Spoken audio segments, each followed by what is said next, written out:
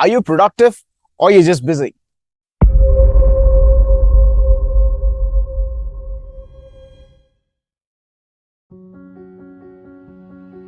What is up, everybody? This is Vishak here, and I'm the founder of Power Dynamics. And in this video, I'm going to give you 7 super hacks to be super productive. Okay, but before I get into the hacks, right, I want to just give you a fair outline as to what is productive and how can you count it. So basically, productivity is just being counted, especially on the corporates or in any business, right? When you count on your productivity, how exactly is being tracked is what is the output, right? I mean, what is the output? But before actually implementing it, this is for you to do the work, right? I mean, not anybody's delegating you the work, but for you to do the work. And when you are doing the actual work, it's not just about the productivity and efficiency. Yes, these could be one of the few efficient metrics for you to see the work, but it's not just about that. I'd like to take one step further. What is the ROI? What is the return on investment? You're doing a bunch of work and that is not really giving you an output for yourself, and you're not really learning, and you're not really getting when I say output, right, it's not just about the output, right? 1 equals to 1. It's not really 2 plus 2 equals to 4. You need to see how you can get the 2 plus 2 equals to 4, 6, 10, 100, 500, right? That's where the leverage is coming into play. But that is for another video. So when you spend a specific amount of your time, energy, focus, money, all of that, right, it needs to have a fair output. And if it doesn't, then the whole thing is just going away, washed away, right? You don't want that. You don't want that, especially when you are working in a corporate, when you don't really have a control over your work. Like, you cannot pick your work and what you can do, because if you're delegated with something, then you've got to do that. But fortunately, you have a chance. The thing is, you got to be very, very clear with your boss, with your everybody, whoever is delegating it to you. This is not your work. This is not what you're interested in, and you want to do something that you really wanted to add some real value to your team, to your company. You know what I'm trying to say? And pick the work that really turns you on. So when you sit for the first time and when you just start working, obviously you will not have the confidence. So when you work for a while, and then when you get the confidence, then eventually you get proficient at it. Okay, but the thing is, like, the only thing that you will have to see is whatever the work that you're doing, make sure you're learning a lot. That's your first ROI. The second thing is, like, is this really adding any value to yourself and to the company, right? Be it in terms of efficiency, be it in terms of your revenue, or whatever it is. What is the real value that is adding? That is how you become indispensable in the company that you work for. Are you getting what I'm saying? So unless you take up on all roles like that, which is going to really make you indispensable, and that is where your real value is coming into play. Now let's get into the 7 super hacks on becoming super productive. The first one is breathing. I'm talking about heavy breathing for about 70 to 100. You can even go up to 120, 150. Okay, this is like breathing, either deep inhale and exhale or fast inhale and exhale. Okay, now the thing is, if you're not really comfortable doing this, because obviously at your workplace you've got a lot of people there, or if you're at home and if you're doing some shit like that, obviously people will be like, what is this weird thing, right? So if you're not really comfortable doing this one, I mean, first of all, you need to have a thick skin. At the end of the day, it's not about the people's judgment that's going to pay your bills, but your work, right? So you gotta do what it takes. Now the thing is, like, if you're not really comfortable doing that thing, now what you have to do is just do the stair climbing. Okay, climb the stairs about 100 times, like as fast as you can. You got to run, make sure you don't fall. Like, run as fast as you can, get down, up and up, down and up. I don't know, like 100, 150. And the main reason as to why am I telling you to, do these crazy little activities, right? The first thing is, it's going to pump a shit ton of oxygen in your brain. Okay, that's the whole power of the physical activity. Yes, it's going to give you a lot of blood in your brain, but then not at the excess level, but at a huge amount of oxygen in your brain. This will help neurons move smooth. That means whatever the work that you're doing, whatever the task that you're doing, the first thing is, like, you're not going to be easily fatigued. That's first. The second, the energy is going to be sustained, and the creativity is going to be lightening. Okay, and lastly, increased concentration. That means you have more focus.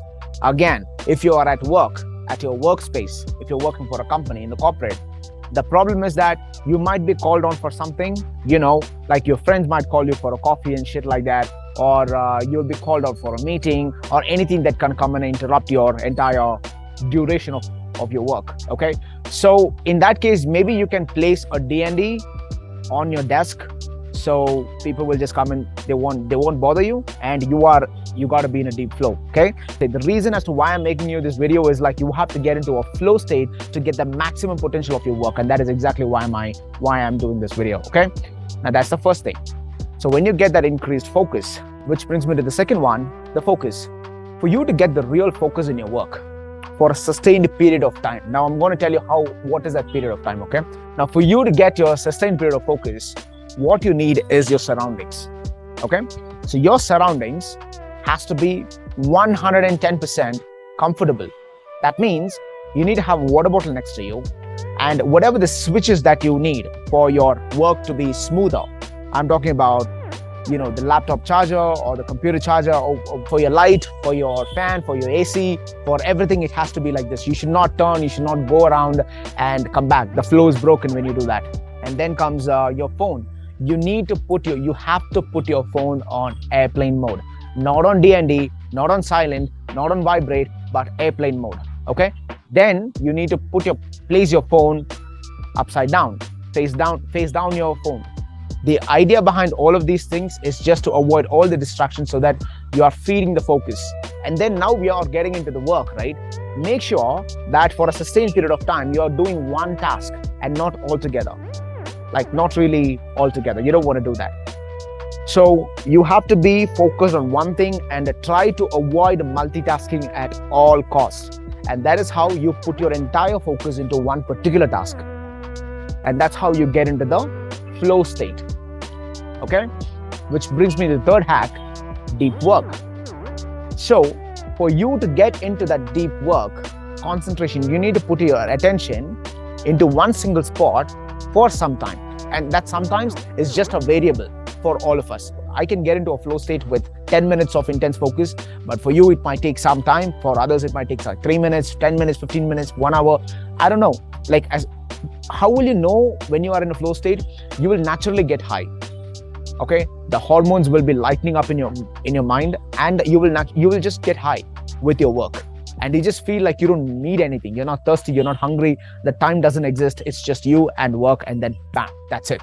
Okay, that's when you know that you got into the deep work, and you don't want to break that flow, because that flow is very expensive, and you don't just get it just like that. Okay, especially in a crowded environment where there's a lot of noise that's going on.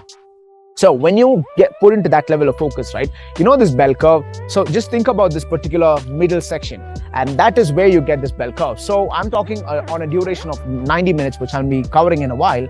So the first few minutes is obviously not constant for all of us. So it's not like a thumb rule that you have to sit for like 10 minutes or 15 minutes. All you need to do is just stay focused for some time, and then you will automatically know that you are in a flow state. The middle section is the flow state. And when you get into that, right, that is where your peak focus is coming into play. When I say peak focus, it's about peak creativity. You don't want to be distracted. You don't want to even move a muscle, because the moment you move around, you take your focus, you take your attention somewhere else, it's just gone. Poof. It's just gone. Then it's really hard for you to actually get into that zone. Okay, so your concentration should not to get into the zone, but to be in that task, so that you are getting into the zone. I hope you're with me until now. And that's when your neurons will actually get down deeper into that one particular section. This is how you squeeze out the maximum efficiency from your brain. When you do that for a period of time, I would say about 90 minutes. And after that, eventually it goes down, because you tend to get fatigued. You tend to, go for something. You want to go for a pee. I don't know, like you just want to take a break. Okay. If you can still maintain the flow state for more time, you can. And you should, because flow state, you don't get it like that. So once you feel that you're getting fatigued, and then you can take a break, which brings me to the fourth point, 100-minute rule. Follow the 100-minute rule. This is not a set number. It works for me because I like to time my work, and I like to be precise in terms of my work. But the thing is, this is what you need to do. Follow the 90-minute rule, and then 10 minutes of break. I'll tell you what exactly you need to do in the 10 minutes, but 100 minutes, right? 100 minutes divided into 2, 90 minutes, get into the work, get into the flow state, be in the zone, just zone out for 90 minutes and just get up. This is how you get the quality of work, okay? Now, when I talk about the quality of work, I'm not really, like you need to be liking what you're doing. You need to, have fun with what you're doing. Okay, you don't have this, bunch of rules, bunch of protocols and shit like that. When those things comes in, it will mess with your creativity, and it will not let you think outside the box. So you need to consider that as a factor. Okay, it's a very significant one that you need to think about. If you are a person like me who's working 12 to 14 hours a day, then that is something that you need to consider, because this break will definitely help you with your fatigueness. You will not get easily fatigued, and your energy will be more sustained. So that is how you break that 90 minutes and the 10 minutes. And point number 5 is you take a 10-minute break. Now the 10 minutes, right, it has to be active. It is not like going and eating a bunch of food and then it's like sitting and again talking about shit, right? You don't want to get in all the negative energy. So in the 10 minutes, what you got to do is either if you want to stay isolated, you can, or have a chat with your mentors if you have the access, or if you want to just go out for a walk, that's what I would suggest you. Take somebody who's going to really give you the positive experience and take them out and then go for a walk. Okay, so you're getting some sun, you're having a healthy conversation, not bitching and blaming about people, but having a healthy conversation about ideas, about events, about things like that, right? Something that you can learn from the other person. Now, get some sun. Now, if you can take your shoes off and walk on the grass, if you have the access to the grass, try to connect with the nature. For the 10 minutes, it's going to be very much active, 10 to 15 minutes, I would say, right? I mean, do that. Again, you come back and repeat the 90 minutes, okay? 90 minutes, 10 minutes, 90 minutes, 10 minutes. So when you get actually connect with the nature, it also has an added benefit for you to get back to your flow state. It's going to be much more faster, okay? So that is something that you really need to time it up. Because see, when you're having this 100-minute break, right, throughout the day, I want you to do the difficult task in the morning, okay? And then the remaining task, which is like counterproductive, non-productive, least productive, sort of productive, all of that, put it towards the evening. The lazy ones, which doesn't really require your mental capacity, put it towards the afternoon or the evening, okay? And do the most difficult task in the morning. That's how I want you to time it. So that's a 100-minute rule and the 10-minute break, which brings me to the 6th one. During your break, don't have caffeine. I mean, you can have it, but I'll tell you what, excess caffeine will give you a lot of anxiety. It will not help you think straight, and you will start getting jittery. I used to have back then I used to work like 14, 15, 16 hours a day. And I'll tell you, I used to down like 6 coffees a day. That's black. That's espresso that I'm talking about. Not lattes, not cappuccinos. I'm talking about solid espresso. I take shots and then I get to work. And it'll give me jitters, fucking anxiety. That is something that you need to avoid, because it is just going to take you, it'll help you a lot by getting you out of the focus, which you don't want it. If you want to really have that sustained period of focus, right, you need to just limit your caffeine, which brings me to the last hack, your food. You need to eat right. So I told you about breaking down your task, right? Do the most important task in the morning and the remaining in the evening or the afternoon. Now, especially in the morning, right, you have to be focused. This thing just came up when I was recording this. So have you watched this movie, Wolf of Wall Street? Now in that, I don't know if you watched it, there's this guy, Jordan Belfort. He's taking his company public, Stratton Oakmont. He's taking, on that particular day, it's going public. That's an IPO, right? Initial public offering. Now on that particular day, right, now his wife is giving all these jazz, and when he comes to work, he's all trying to stay focused and with lot of energy and shit, right? And then there's this fucking employee, he's just cleaning his fishbowl. Joy, welcome. Steve here yet? This was the day that we launched the Steve Madden IPO. Troops are out here, everyone's all rallied, excited. Everything had to run tight. It had to be perfect. What the fuck is that kid doing? What's he doing? Biggest IPO in this firm's history. What the fuck is he doing? You see what I'm saying, right? So you should not let anything mess with you, your energy, and your work. Because the morning is the time that you really can be super productive. Like you can literally operate like a superhuman in the morning. So during the morning, that's why I'm telling people, like during the mornings, you just want to avoid the social media about negative people coming and nagging about their fucking problems that they had in their house and shit like that, right? You just want to avoid all of that. And that is why I'm saying be very particular about the food. You don't want to eat a ton of food that you get back to work and be like, fuck man, I just want to sleep for a while. You know what I'm trying to say? Like, excess food is going to leave you with a sugar crash. Okay, when you're eating the food, there's so much of dopamine that's spiking you and feels so good about when you're eating it, and then there's the crash. And when the crash happens, right, there's an insulin spike that's happening, and insulin spike is going to lead you to the sugar crash. That's going to make you feel like you want to take a nap. You're fucking tired. Like, do you have any afternoon naps? Afternoon, like, a temptation for a napping? That's why, because there's a sugar crash that is happening. Excess food, you're eating way too much than the body is requiring. Now your body needs more energy to break that down, and it's not able to cope up, and it's going to leave you lethargic. Now, if you're fat, if you're on the heavier side, what I suggest you to do is take a coffee in the morning before you work out. I suggest you to work out. In case if you're not, do the workout, get to work, and when you're on the work, don't have no shit, like nothing.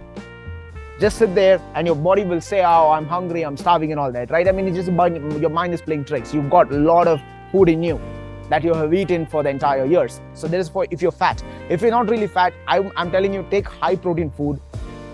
Morning, afternoon, evening, whatever, doesn't really matter, but eat at an optimum level, and then you get to work and you see how focused you will be in. Okay, you just won't get tired. Yesterday I clocked in like 3.5 hours of work, like non-stop. I not even turn. Like, you know what I'm trying to say, right? My chair is like, fuck. My chair was asking for a break. So you get a point? That's how I want you to stay super productive, because work is everything, my friend. Your work is reflecting the quality of your life. Stay hard and peace.